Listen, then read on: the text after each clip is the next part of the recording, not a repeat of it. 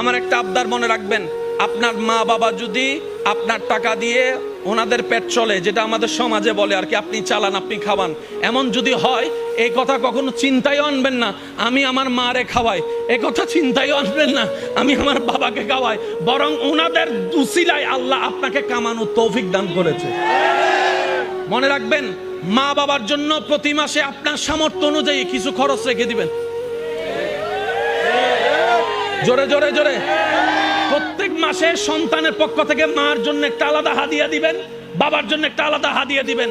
ওনাদের যেন চাইতে না হয়, বুক ফুলায় কাজ করেন, মার জন্য দেন, বাবার জন্য দেন। ঘরে বউ থাকলে বউকে বলেন, ও বউ, তোমার মা বাবা রেখে আসছো, আরেক মা বাবা এখানে আছে, আমি আমার জন্মদাতা মা বাবারও খেয়াল রাখবো, ওই মা বাবার কারণে যে তোমাকে পেয়েছি ওই মা বাবারও খেয়াল রাখার চেষ্টা করব।